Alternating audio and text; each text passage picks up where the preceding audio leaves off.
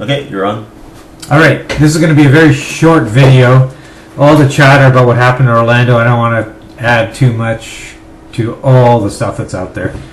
But, I watched President Obama on Sunday afternoon, and I watched him again today on Tuesday.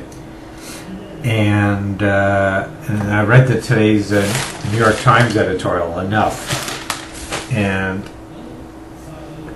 the bottom line is, you can't stop hate, okay? As the New York Times and the New York Times said in its editorial, you can't stop some, and as the Star noted in its editorial today as well. That's a good editorial, Toronto Star, about lax gun laws.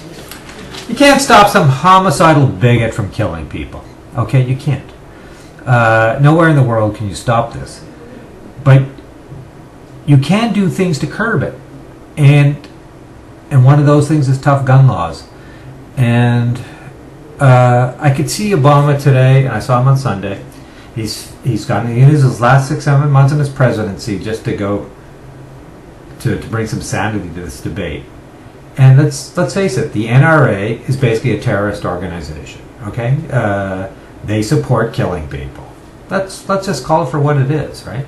And people in Congress, Republicans, some Democrats who do not want serious gun control are responsible for these massacres. Okay, whether it's Orlando, whether it's a theater, whether it's a church in Charleston, this stuff happens because they have lax gun control, and mentally ill people demented people have access to AR-15 assault rifles, which was used in this club in Orlando. And you can't stop hate. And the question is, but you can curb it. And the way you can curb it is by having strict gun control laws. Now, Obama knows that ain't going to happen. Hillary knows it's not going to happen. The United States loves their guns. But this massacre that happened in Orlando, and I know it was targeted against gay people. This guy was a bigot. He didn't like gay people. He might have been a closeted gay man. Who knows? He seemed to visit the club a lot. He didn't like gay people, and he decided to act out. But he had access. He was able to buy weaponry in Florida legally. And it's funny, when I was watching Rick Scott, the governor of Florida, on Sunday, and he didn't even want to talk about gun control. It's all about the whole Christian values and family, and we have to be together. But it wasn't, the big issue is, why don't you have serious gun control? Because Americans do not want to address this. And these massacres, which are unique in the Western world, will continue to happen in the United States. Obama knows it. Everybody knows it. Because people will always have access to these weapons. This is what is it but the United States and their attraction to violence and to guns? No other country has this, and unless you get serious gun control, this will continue. Let's start. Published Obama's remarks, and they are so prophetic and so profound. I've never seen an American president utter something so profound, and it's important to keep remembering this.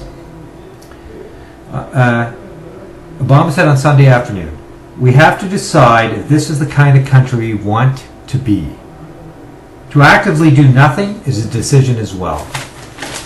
I've never seen an American president utter such profound words. That's the country the United States wants. These massacres will continue. You allow someone who's not, his trolley has been derailed. His trolley's gone off the tracks. He's not, he's basically not playing with a full deck of cards. He can go in. He's under FBI surveillance already, and he can get by an AR-15 assault rifle. That's the kind of country the United States wants to be. Fine, but I'm tired of all this stuff that goes on after every massacre, and all the stuff. And Obama was tired of it, and the world looks at it and thinks, God, what kind of a country is this? So this is,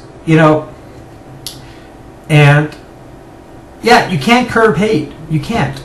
you can. I mean, you can't stop hate. Sorry, you can't stop hate, but you can curb it. You can curb the. You can curb the violence that hate. You can curb some of the violence that hateful people have by making sure they don't have access to weapons of mass destruction. So I don't know what is it with America and their love affair. I do think the Second Amendment should change. Frankly, why can't the Americans change the Constitution? Why why should they have the right to bear arms? That goes back to the the infancy of the Republic when they were threatened by the British and they were insecure and all that. Yeah, that goes back to the 1780s. But now it's 2016. Get rid of the Second Amendment. You should have no right to bear arms. I just think the gun issue in Toronto is caused by all these guns coming across the border from the United States. America, do something about your guns. I don't think you will, frankly. I don't see it happening. But that is an issue. And now the nuttiness that these things occur, like, Obama again gave a very powerful speech today, basically saying Donald Trump is a fascist, right? He basically reminds you of Germany in the 1930s. I don't know what to make of Donald Trump. I don't want to give him any credibility. It's funny, in Sunday's New York Times, they did a fascinating. Of course, it was overlooked because of what happened in Orlando. But they did a fascinating study of all of the casinos in Atlantic City. Donald Trump basically bankrupted Atlantic City. He profited from bankrupting Atlantic City. The guy is a crook. He calls Hillary Crooked Hillary. He's one of the biggest crooks in America. And of course, there's Trump University. I don't know what to make of that guy. He's a demagogue. I don't think he believes in anything, frankly. And I know Obama's getting tired of all the tirades. But yeah, even the front page of the New York Times today, they were basically thinking, they basically inferred the guy's a fascist, and he's talking about the end of pluralism, banning, the whole banning Muslims. He just went on and on about it. It's the troubled states of America. What a screwed up country this is. But this is not a debate about religion. This is a debate about access. About a lot of people are pretty screwed up in a pretty hateful place, and they have access to weaponry that is stunning. And why? And everyone is responsible, particularly the Republican Party, which is thankfully collapsing and destroying itself. But the Democrats too. Anyone who supports these lax gun laws. It's just, as the New York Times says, it's enough. But what are you going to do unless you get there's nothing Obama can really do. Just rail. Hillary can only do so much. You need to get Congress to act to bring in stricter gun laws. It's not going to happen. America seems to love violence. They do. I'm sorry, they seem to love it, and they love their guns. It's funny. I was watching it on AMC this week. They're running Clint Eastwood movies. I like Clint Eastwood, but yeah, it's sort of Dirty Harry, The Enforcer, Magnum Force. It's just the love of guns and the love of violence, and you see it in Hollywood. Hollywood promotes it, and yeah, it's don't get me wrong. I believe in independent filmmaking and all that. I'm not going to go on some nutty religious crusade about that, but yeah, get some strict gun control. You'll see less of those mass shootings, and you can curb. You can't stop hatred and bigotry, but you can certainly stop the people who are hateful having access to mass weaponry. So I don't think it's going to happen. That's not part of the debate. It's like I said, that Rick Scott, the governor of Florida, on Sunday didn't want to talk about gun control. They don't want to talk about gun control, even though the president highlights it. And forget even about Donald Trump and his bigotry. He's so irrelevant to this conversation. He's going to try to fuel all this stuff. But in the end, Hillary will be president. This stuff will back. Donald Trump took credit on Sunday, by the way, he said, "Oh, see, I told you so." Like, the guy self-congratulated himself after 50 people are dead. Like, the guy is a piece of work. He will implode. He will self-destruct. He's irrelevant. The Democrats will probably have their biggest victory in the history. Hillary will win so massively because this guy will self-destruct. Hillary's got to stick on the gun control thing. I hope Obama uses the last 7 months of his presidency, 6 months of his presidency to go on this.